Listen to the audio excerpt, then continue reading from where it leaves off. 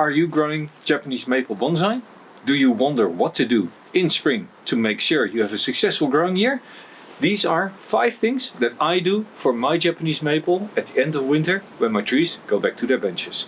The 4th thing I do is the most important one of all the actions that I take. Number 1.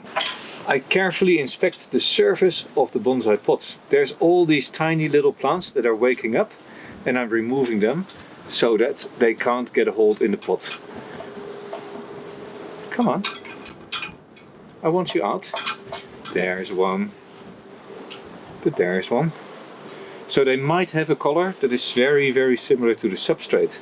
In fact, this is not number 1, this should be number 2, because what is number 1? The first thing to decide, of course, before you start cleaning the surface is decide, do you want to repot it? This tree I don't want to repot, I repotted it last year.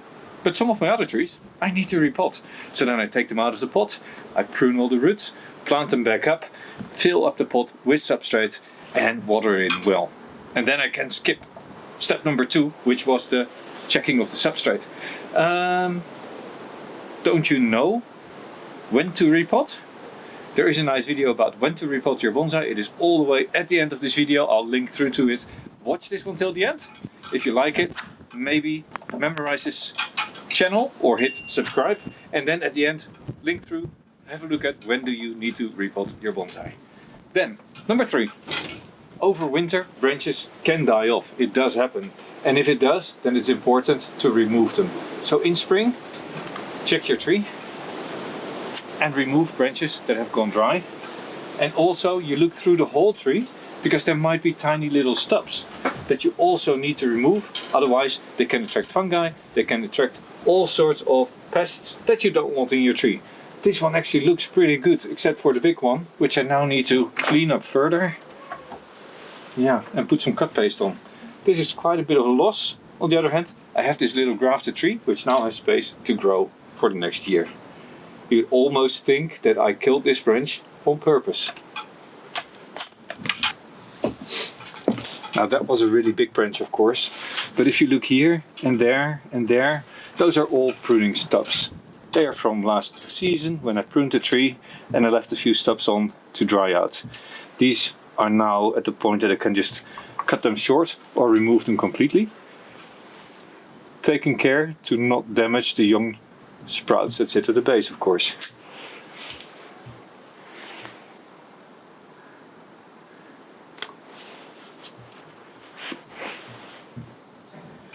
This is something to be done throughout the tree in early spring. Remove all these little branches where you find them, reducing the risk of all sorts of infections. The 4th thing I do is the most important one of all the actions that I take. And I think you know what I mean if I start doing this and this. I actually go through the tree and I look at every intersection how many buds there are. I always want a 2-way split, and every bud that is sitting somewhere where I don't get a 2-way but a 3-way split, I take one away. Which ones I take away, that's of course a choice in how I want to grow the tree out.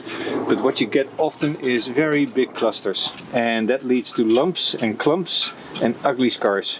So it's important to do this in early spring when the buds are still very small, and when you can just with a thumb rub off any buds that you don't like.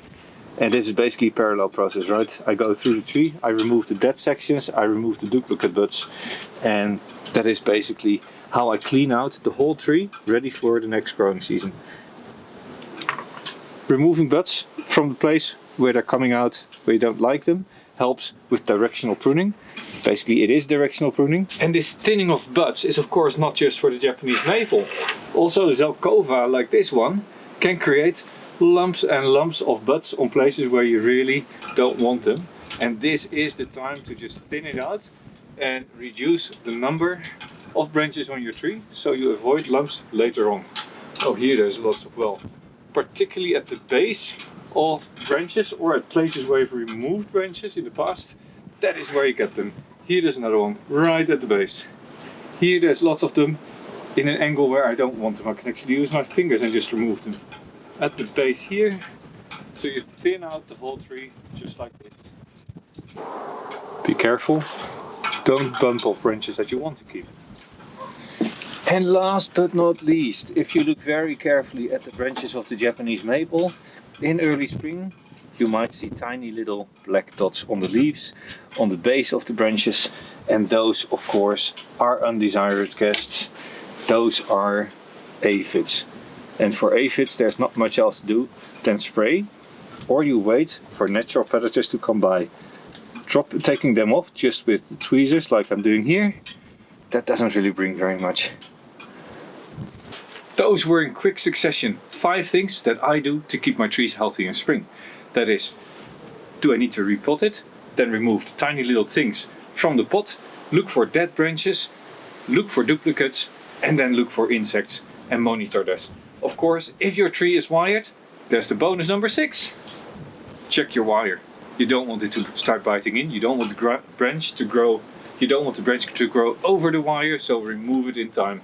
And probably it's best to do that before the leaves are completely open, because otherwise the branches might start to swell without you noticing it, and you still get scars, or you might miss one.